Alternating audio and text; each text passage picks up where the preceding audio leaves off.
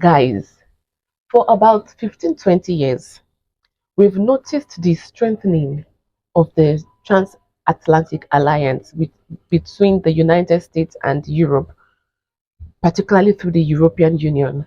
Well, it seems like all of that bromance, relationship, friendship is ended. What we call in geopolitics, what we call the collective West, it looks to me like it's officially over. What do I mean? Ever since Trump came into office back January 21st, because his inauguration was on January 20th. So ever since Trump came back into office on January 21st, 2025, he's been making some decisions. Some I agree with, some I don't agree with. But one of the things that I've really agreed with him on is bringing an end to the war in Ukraine. If we look at it, so far, Ukraine has been the biggest loser in this thing, right? So Trump coming in to say let's bring an end, because no matter what happens, peace is always important. And if Ukraine decided to keep fighting it out, there is no how, there is no universe, there is no, you can check multiple and multiple universes, and there is not one that Ukraine can defeat Russia. Even the United States knew it. Biden knew it. The idea of this whole Ukraine Russia thing was not the defeat of, or was not Ukraine was going to defeat Russia. No, they were trying to use Ukraine to weaken Russia, whom the United States considered this geopolitical competitor. That was what this whole thing was about. But anyway, Trump has been speaking and speaking that, oh, he's going to bring an end to this whole thing. And well, we've been watching him gradually make moves. But once he spoke with Vladimir Putin, and then the representatives of Russia and United States met in Saudi Arabia, the Europeans lost it. The Europeans lost it. And so from that moment, I began to notice a crack in the whole transatlantic alliance that has been brewing for and strengthening for several decades now. Yesterday, when Zelensky sat in the White House and spoke in the Oval Office and had that face off with JD Vance and President Trump, that is when I said, you know what? This is officially the end of the collective West. This is the end of the collective West. So, what does that mean? That means that, remember, a few weeks ago, I had a conversation on this show, and I told you that based on the things that I was hearing Donald Trump saying, it seemed to me that Donald Trump was focusing more on the Americas, with his renaming the Gulf of Mexico to the Gulf of America, to his discussion about the Panama Canal, to several things, all, even with Greenland, with Canada becoming the 51st state. All of that conversation seemed to me like Trump was hedging a stake in the Americas to say this is American stuff, right? Then after that, I mentioned during that conversation, I mentioned that this clearly means that we are going to a geopolitics of spheres of influence. That means every sphere, every superpower, every power was going to have its sphere of influence. United States clearly was going to be in the Americas. We would have Russia in Europe, we would have China in certain parts of Asia, we would have India in the Indian subcontinent. So I mentioned all this things, and I said that okay, even in the Middle East, there's talking. We also have Israel, we also have Saudi Arabia, but so far it seems like Turkey is the major power in the Middle East, although there is a competition for that. Well, I said that the only thing now is that in Africa, Africa seems to be the only place that is open for anybody can come in to have a field day with Africa. Well, this is furthering that point that I made. So now that it looks like the whole collective West alliance is over, or maybe if it's not completely over, is severely damaged. Because okay, Germany had its elections this week that we are just coming out of. It had it on the 23rd of February. And during the elections, the winner of the election, who is going to be the chancellor, Merz, he said something. He said that Europe needs to divorce itself from America. I'm paraphrasing, but he said Europe needs to divorce itself from America. We've heard after Donald Trump and JD Vance and Zelensky had that argument, that shouting match in the White House. European leaders came out speaking up for Zelensky. Macron did, Kaya Kallas, who is the supposed to be the chief diplomat of the EU, did that. Ursula von der Leyen did that. Um, the the guys in Poland did that. Germany, everyone, like most of the so-called American allies in Europe, came out to stand behind Zelensky and say, you know what, we choose you over the United States. So what does that mean? This means it looks to me like um, Europe has decided to take full responsibility for the sinking ship that is Ukraine. Europe has decided that it is more important for Ukrainians to keep dying. It is more important for Ukraine to be completely destroyed. And Europe, don't forget that, as we said, that the biggest loser in this whole thing, in this whole project Ukraine, is Ukraine itself. Let's not forget that it hasn't been an easy task, or it hasn't been a walk in the park for the Europeans. Germany has lost its dependable gas, energy, cheap energy from Russia after, according to Seymour Hersh, Joe Biden blew up the Nord Stream pipeline. Europe has lost that. Germany is no longer competitive because right now energy is expensive. Look at the whole inflation craziness going on in Europe. Look at the whole political instability. Many times we seem to ignore that the political instability we are seeing in France, we are seeing in Germany, we are seeing, yes, Germany, even if Merz and his party just came in victorious, the they will still need a coalition to, they don't have popular mandates. Do you get? We are seeing it all across Europe. All of these things boils down to this Ukraine. It's Ukraine. Ukraine has been a bad decision for the Europeans, but clearly these politicians in Europe are saying that it is better to go down with the sinking ship than to bring peace to Ukraine. So you can clearly see that these people are not even the friends of Ukraine, because if you're a friend of Ukraine, you'll be looking for peace. If you're a friend of Ukraine, you want to preserve the state of Ukraine. The longer this thing takes, the more Ukraine is decimated. But the Europeans don't care. So how is that our business in Africa? Let me tell you, this shows clearly. I have been saying this since I started this show back in 2024. This shows clearly that the multipolar world is here. In fact, exactly 1 week today, I had a discussion with S.L. Kathan. He's an Indian geopolitical analyst and follows politics, very intelligent man. We had a conversation about the multipolar world, and we discussed the pros, the cons, where the big players in the multipolar world and where Africa will fit into all of this. It's a very insightful conversation, and I suggest that you go and watch it, because right now the world is changing drastically. In fact, yeah, back when I started talking about this thing in 2024, about the multipolar world and the way things are changing, I never could have imagined that we'll be at a point where Europe and United States will be gradually, maybe even forcefully turning away from each other. But here we are. Here we are.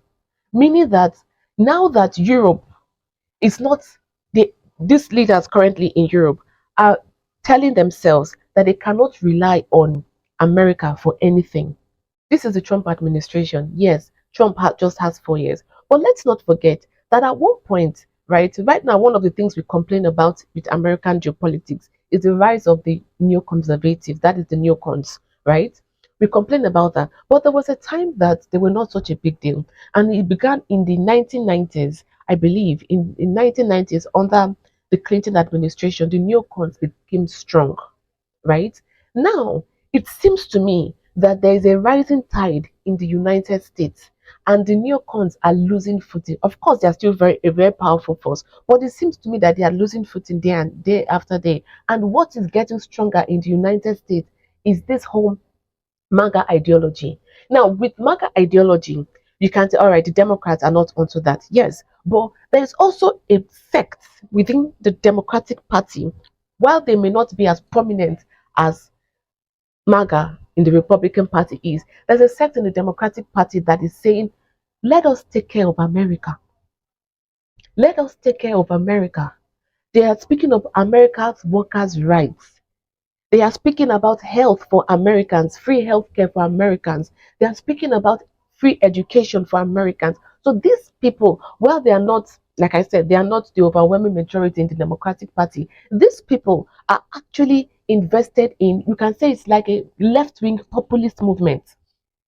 The same way the MAGA is a right wing populist movement, these ones are a left wing populist movement. So, what I'm saying now is that in the next 4 years, I may be wrong, but I don't think that I am. But in the next 4 years of Donald Trump, this whole populist ideology of America first is going to get stronger.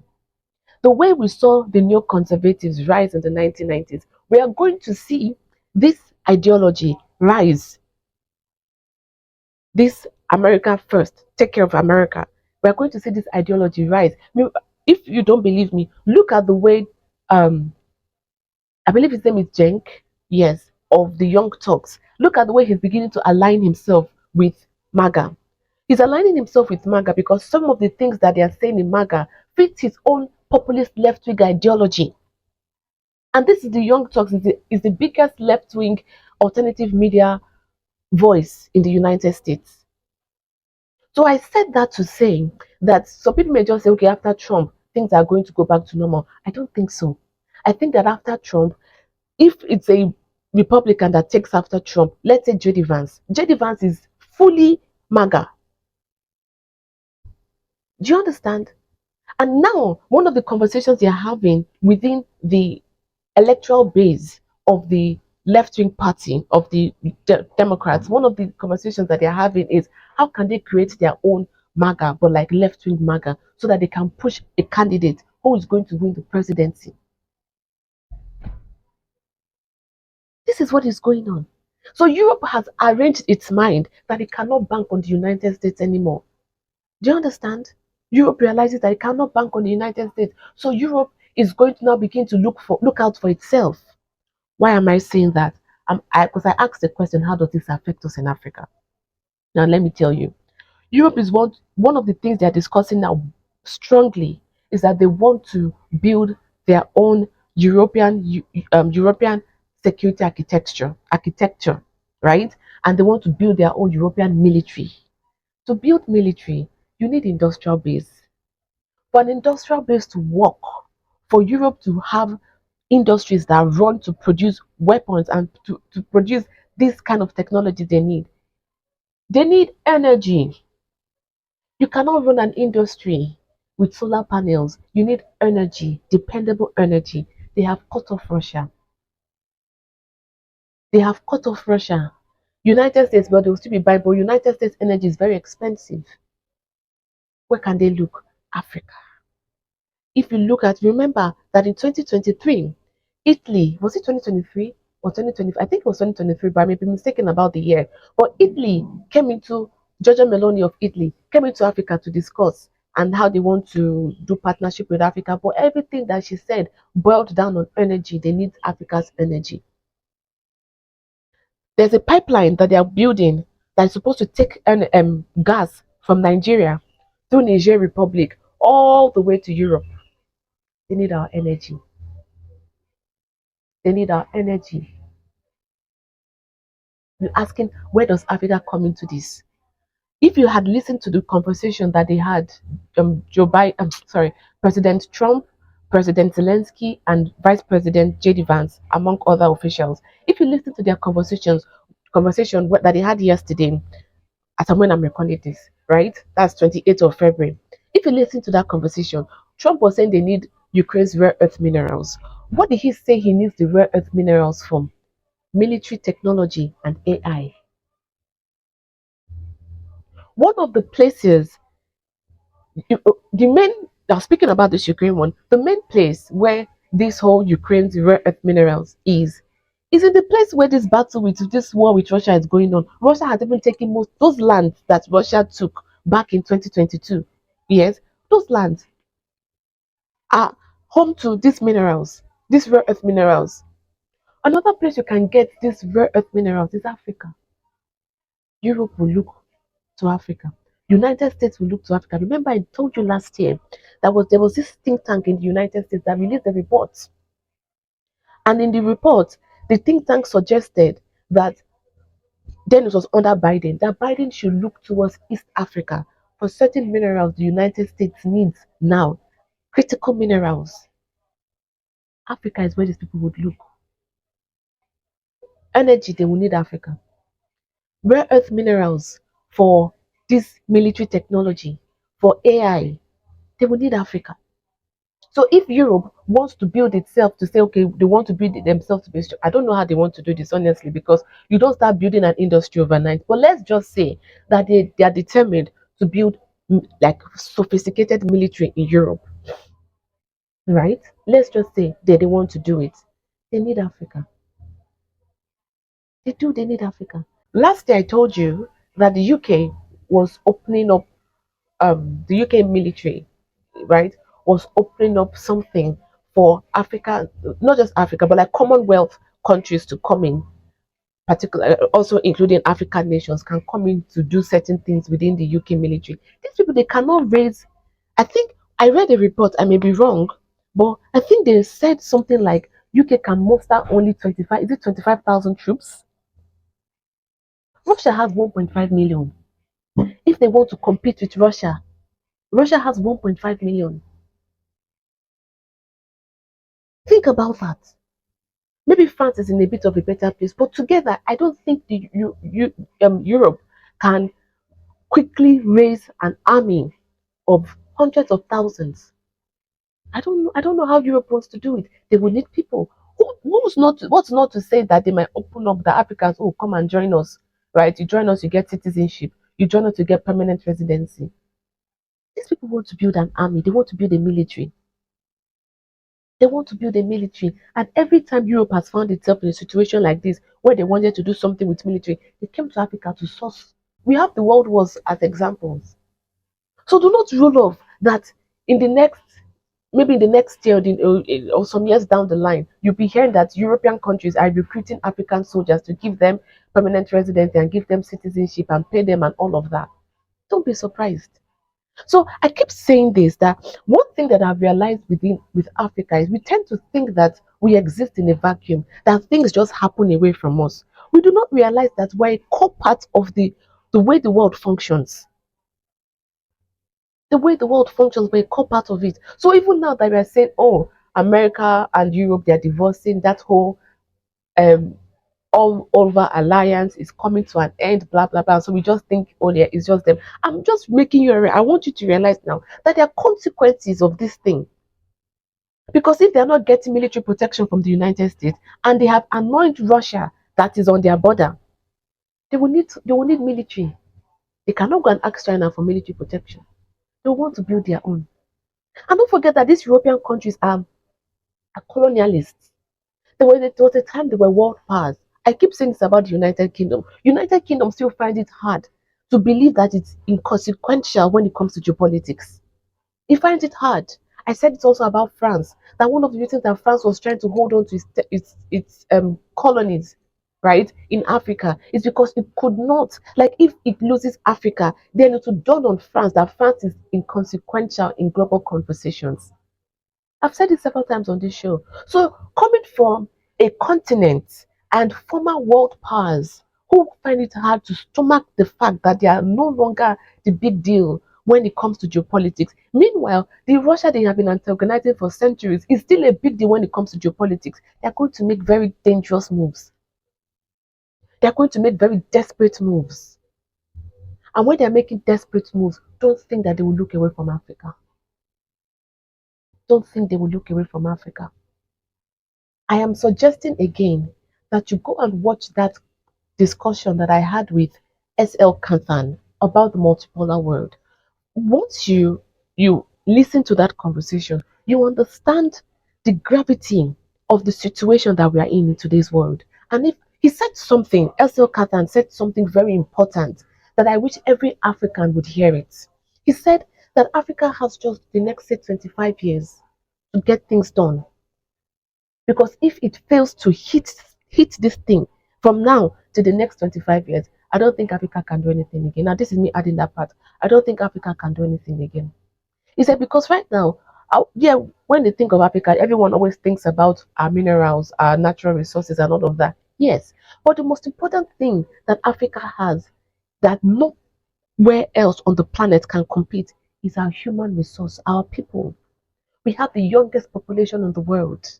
It's better to use this young population now Put them to work. It's better to put this population to work now for the benefit of Africa. Because if we allow this young population grow and the next 25 years, they are not likely to reproduce the way the generation before them reproduced. Do you understand? For example, the number of children our grandparents had is more than the number of children our parents had. The number of children we are having are less than the number of children our parents had. Back then, you would see like, oh, an African woman has 10 children, 12 children. Then by the time it got to that was like our grandparents, right? For our great grandparents. By the time it got to our grandparents, we are saying like eight, eight children. By the time it got to our parents, it was like five. In our generation, we are seeing three. Our children are not likely to have the same number of children that we had. So it is important. It is important that we use this moment now. And that's one of the things that S.L. Katan said. That I'm like, yes, he's so right. It is important that we use this moment now and our people now to the benefit of Africa. News just came out yesterday that Japan 2 to 1, meaning for every one child that is born, two people are dying. That's and this it's a very worrisome thing in Japan. It's very worrying. But don't think that in 50 years from now it cannot happen to Africa. Don't think so. So now we're in a very crucial time. And Africa has to leverage everything that we have, beginning with our population. Beginning with our population, we need to leverage it. Before we now start thinking about minerals and all of those things, we need to leverage it. So the whole collective West romance, friendship forever is officially over. It is officially over. Europe is scrambling, trying to find relevance. And one of the places Europe will look is Africa. United States, I don't know how things will change because I'm recording this on Saturday. This whole conversation happened yesterday, on Friday. But they did not sign, Trump and Zelensky did not sign the rare earth minerals deal. So the rare earth that Trump was hoping to get from Ukraine, he may not get it. And remember, like I mentioned, most of those rare earth minerals that Trump is looking for from Ukraine is actually in the territories that Russia controls today. Yes, Trump can decide to do a deal with the Russians to have access to it, yes. And Ukraine is not the only place in the whole world to get that. So if Ukraine is not the only place in the whole world to get that, who says that Trump and the United States are not going to look to Africa? Beyond Europe and United States, who says that no other country in the world is not looking for rare earth? China needs rare earth minerals. It does. China needs them for AI, for technology, for military. It needs them. At the end of the day, Africa is at the center of this whole thing. So let me know what you think about this development in the relationship between the United States and Europe, and also the rebel fights, the shouting competition that took place between Zelensky, Trump, and JD Vance. Let me know in the comment section below.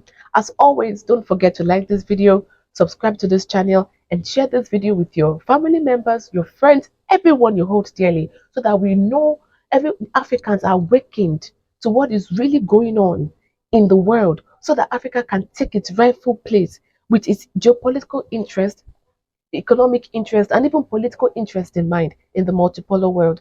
If you want to support the work that I'm doing here, I would really appreciate it. Please use the Buy Me a Coffee link in the description, and it's also on the screen. And don't forget that Ukweli is live. Our African movement, our African media movement is live. If you want to join us to use your voice to awaken Africans, for Africans to understand what is going on in the new world, in this world that we live in today, please sign up for Ukweli with the link in the description. Thank you so much for joining me.